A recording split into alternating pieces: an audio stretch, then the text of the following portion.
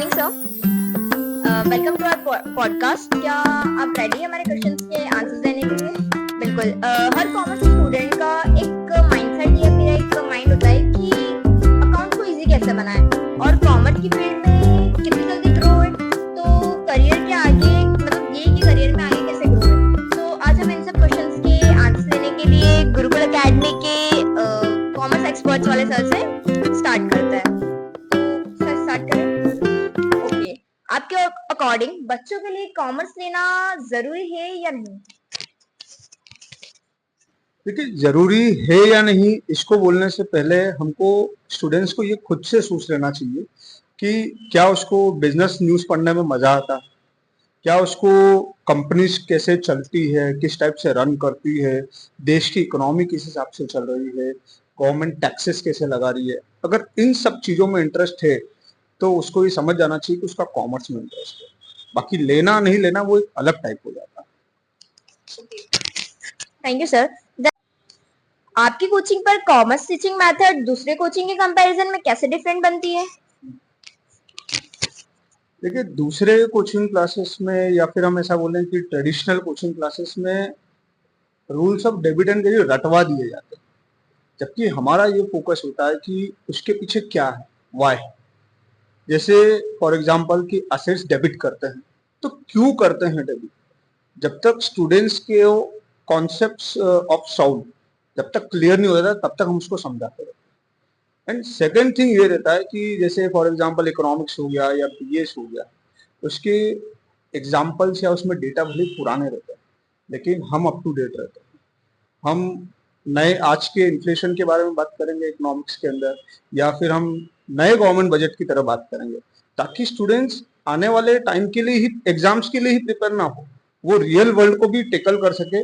इसके हिसाब से हम उसको तैयार करते हैं। तो सर अभी देखा जाए तो स्टूडेंट्स को अकाउंट्स बहुत टफ लगता है और मतलब मोस्टली स्टूडेंट्स अकाउंट से बहुत डरते हैं। तो स्टूडेंट्स को अकाउंट्स टफ क्यों लगता है? क्या आप उसका रीजन बता सकते हैं? देखिए देखिए अकाउंट टफ लगने का कारण ये है कि स्टूडेंट्स इसको मैथ्स की तरह ट्रीट करते हैं, जबकि असल में अकाउंट्स एक लैंग्वेज है और ये लैंग्वेज है बिजनेस की लैंग्वेज। पहला रीजन तो ये है कि टफ रखने का। और दूसरा रीजन ये है कि अकाउंट्स एक बिल्डिंग की तरह, जब आपके डेबिट क्रेडिट के रूल्स, जर्नल एंट्रीज, अगर यही आपका फाउंडेशन क्लियर नहीं है तो बैलेंस शीट तो बिगड़ना ही है।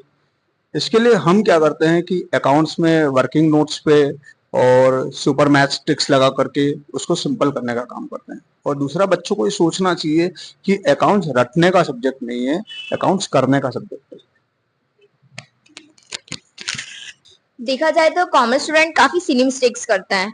तो कॉमर्स स्टूडेंट्स हैं, उनकी कॉमन प्रॉब्लम क्या होती है और उसे आप सॉर्ट आउट कैसे करते हैं? क्या आप मुझे बता सकते हैं?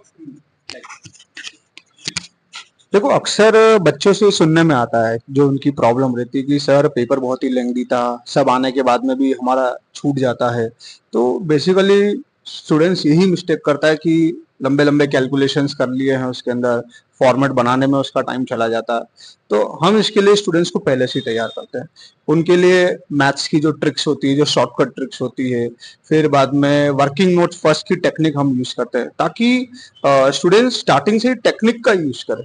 और सेकेंड थिंग ये करते हैं कि हम बड़े क्वेश्चंस को कैसे सॉल्व करना, उसको छोटे छोटे टुकड़ों में बांट करके उसको सॉल्व करना, उसके पार्ट्स करना, ताकि लास्ट में सिर्फ फिगर ही उसमें फिल करना पड़े, जिससे बच्चों को क्वेश्चन सॉल्व करने में आसानी होती है। क्या एक एवरेज स्टूडेंट टॉपर्स बन सकता है और वो भी कैसे? Yes, why not. कॉमर्स एक ऐसी फील्ड है जहाँ पे आईक्यू से ज्यादा कंसिस्टेंसी और लॉजिक सबसे ज्यादा काम करते हैं। और कई बार एवरेज स्टूडेंट्स को आता सब कुछ है लेकिन वो लिख नहीं पाता। तो मेरा तरीका ये रहता है कि अकाउंट्स में नीट वर्किंग नोट्स बनवाना, बीएस के हेडिंग्स की और इकोनॉमिक्स में कीवर्ड्स की प्रैक्टिस करवाना।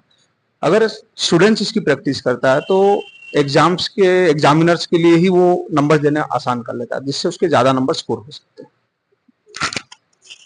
Thank you sir for giving your precious time. Thank you.